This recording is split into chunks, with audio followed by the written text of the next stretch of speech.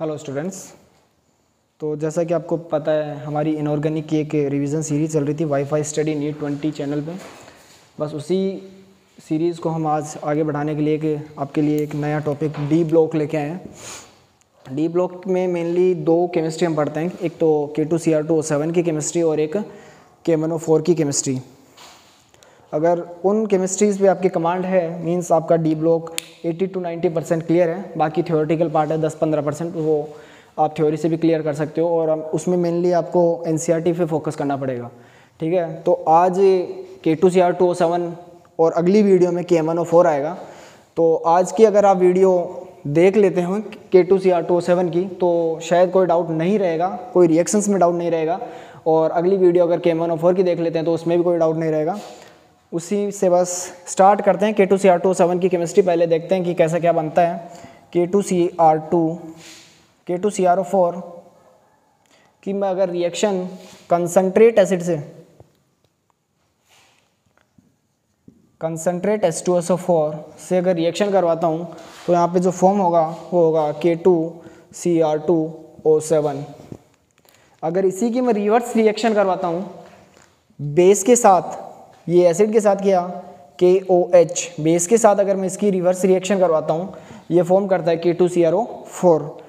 थोड़ा बहुत इनका थ्योरेटिकल पॉइंट देख लेते हैं। K2CrO4 ये फॉर्म हो रहा है क्योंकि बेसिक मीडियम हमने डाला है यहाँ पे, तो ये बेसिक मीडियम के अंदर फॉर्म हो रहा है जिसकी pH greater than 7 होगी।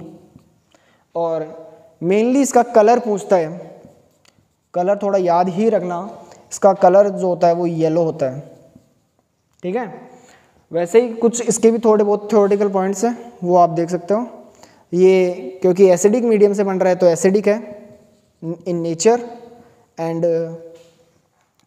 pH less than 7 and colour, वापस से कलर इंपॉर्टेंट आता है। इसको आप ऑरेंज रेड कलर का होता है। इस ऑरेंज रेड को आप थोड़ा ट्रिक से याद कर सकते हो, जैसे कि आप यहाँ पे देख सकते हो O से आप ऑरेंज और R से रेड, तो ये ऑरेंज रेड कलर का आपको प्रोडक्ट मिलेगा। तो मेनली कलर से क्वेश्चन आएगा, येलो और ऑरेंज रेड, ये दोनों आप याद रख सकते हो। इस फॉर्मेट को आप एक ABCD फॉर्मेट से भी याद रख सकते हो। जैसे कि आप बोलते हो एसिड है तो आप एसिड का A बोल दो, क्योंकि ये बेस है बेस का B बोल दो, क्योंकि ये क्रोमिक ऑक्साइड है तो आप इसको C बोल दो, क्रोमिक ऑक्साइड C से। और ये क्योंकि डाइक्रोमिक ऑक्साइड है तो आप इसको D डाइक्रोमिक ऑक्साइड बोल दो। ABCD फॉर्मेट से भी आप इसको याद ही कर लो क्योंकि ये डायरेक्ट केमिस्ट्री में पूछा जाता है। पहले इसको साफ करते हैं और फिर हम K2Cr2O7 की केमिस्ट्री को पूरा पढ़ते हैं। ठीक है,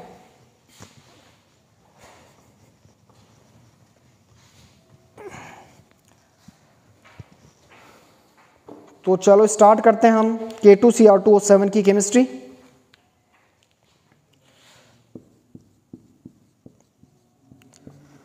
अब इसी की हम एक बार फॉरवर्ड रिएक्शन वापस से करवा देते हैं। जैसे कि हमने K2CrO4 की केमिस्ट्री में K2CrO4 से कंसंट्रेट एसिड से रिएक्शन करवाने पे K2Cr2O7 मिला था, वैसे ही हम K2Cr2O7 की वापस से रिएक्शन कंसंट्रेट H2SO4 से करवाते हैं। तो देखते हैं हमें क्या मिलता है।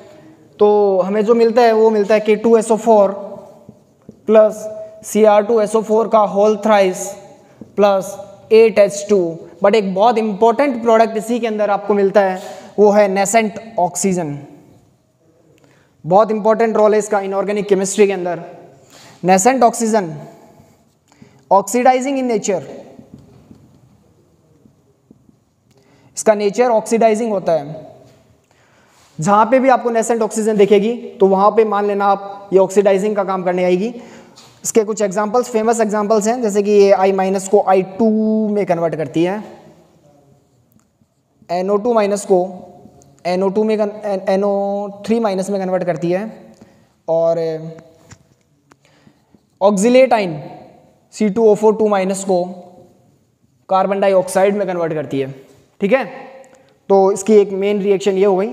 अगर हम इसी के साथ कंसंट्रेट H2SO4 के साथ अगर KCl मिला देते हैं, कंसंट्रेट H2SO4 इसी के साथ अगर हम KCl मिला देते हैं तो क्या प्रोडक्ट का फॉर्मेशन होता है।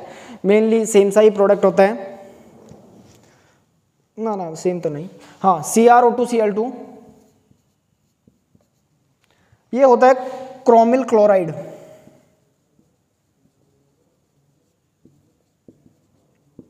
ये पूछता है, पहले तो इसका नाम पूछ सकता है आपको, क्रोमिल क्लोराइड होता है। इसका जो कलर भी होता है ये भी पूछ सकता है, ये रेडिश ब्राउन कलर का होता है। Chromyl chloride reddish brown colour का होता है CrO2Cl2। अगर इसी की सोडियम के साथ रिएक्शन होती है तो ये फॉर्म करता है Na2CrO4। और आगे इसकी रिएक्शन अगर मैं लेड से करवा देता हूं तो ये फॉर्म करता है PbCrO4। ठीक है, तो कलर तीनों का अलग अलग है, क्योंकि आपको मालूम है सोडियम का कलर गोल्डन येलो है, तो ये येलो सॉल्यूशन का फॉर्मेशन करता है। और जब लेड से रिएक्शन करवा देते हो तो ये येलो PPT का फॉर्मेशन करता है। ठीक है, तो इसमें तीनों में कलर आपको पूछ सकता है कि CrO2Cl2 का कलर रेडिश ब्राउन होगा, और CrO2Cl2 का रेडिश ब्राउन, Na2CrO4 का येलो सॉल्यूशन होता है, क्योंकि ये गोल्डन येलो कलर का होता है तो येलो से आप याद रख सकते हो। और PbCrO4 येलो PPT का फॉर्मेशन करता है। इसी की दूसरी एक रिएक्शन और देख लेते हैं हम। अगर कंसंट्रेट एसिड H2SO4 के साथ आप SO2 मिला देते हो तो अब क्या प्रोडक्ट का फॉर्मेशन होगा वो देखते हैं।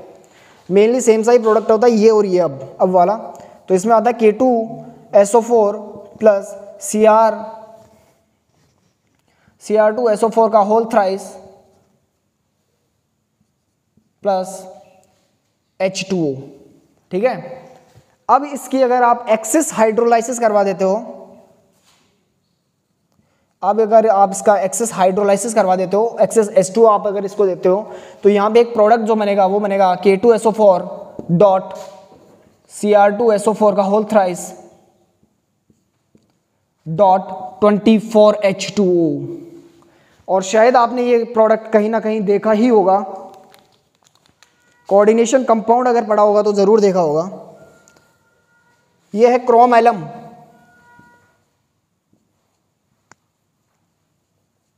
क्रोम एलम, ठीक है, तो इसकी रिएक्शन अगर हम SO2 से करवाते हैं तो ये बनता है। अब तीसरी रिएक्शन और देख लेते हैं। अगर इसी की reaction H2SO4 H2O2 hydrogen peroxide के साथ अगर मैं इसी की रिएक्शन करवा देता हूं तो यहां पे जो प्रोडक्ट बनता है वो बनता है CrO5।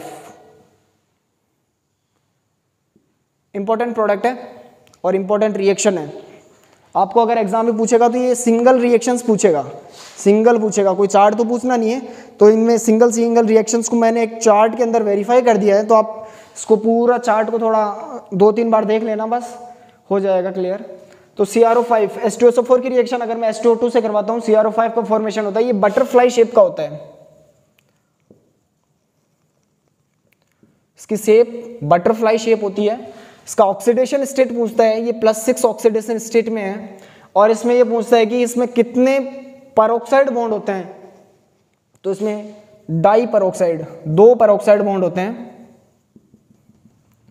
कई बार स्ट्रक्चर भी पूछ लेता है इसकी, तो आप स्ट्रक्चर भी देख सकते हो कि Cr एक डबल बॉन्ड से ऑक्सीजन ऑक्सीजन ऑक्सीजन और ऑक्सीजन। याद रखना ये परऑक्साइड बॉन्ड मेनली पूछता है आपको, तो ये याद रखना आप, ठीक है, कि इसमें 2 परऑक्साइड बॉन्ड होते हैं। तो डाई परऑक्साइड बटरफ्लाई शेप होती है, +6 मेनली इसकी ये रिएक्शन है। अब इसकी रिएक्शन अगर हम डाइल्यूट H2SO4 से करवाते हैं तो क्या फॉर्म होता है, तो प्रोडक्ट आता है Cr2O3। ठीक है, अगर इसी की रिएक्शन हम H2O प्लस कोक कार्बन अगर हम ले लेते हैं तो उसमें क्या प्रोडक्ट आता है, उसमें प्रोडक्ट सिमिलर सा प्रोडक्ट आता है CrO3 क्रोमिक ऑक्साइड। ठीक है, और ऐसा ही आपको एक Cr2O3 प्रोडक्ट आपको तब भी मिलेगा जब आप इसकी हीटिंग रिएक्शन करवाओगे, तब भी ऐसा ही आपको प्रोडक्ट मिलता हुआ दिखाई देगा, क्रोमिक ऑक्साइड। तो ये मेनली आपकी केमिस्ट्री ऑफ K2Cr2O7 थी। इसमें मेनली जो मेन इंपॉर्टेंट रिएक्शंस थी वो आपकी सारी इंक्लूड हो चुकी है, और कोई रिएक्शन बस तो नहीं रही। एक बार मैं आपको ब्रीफ कर देता हूँ इसको।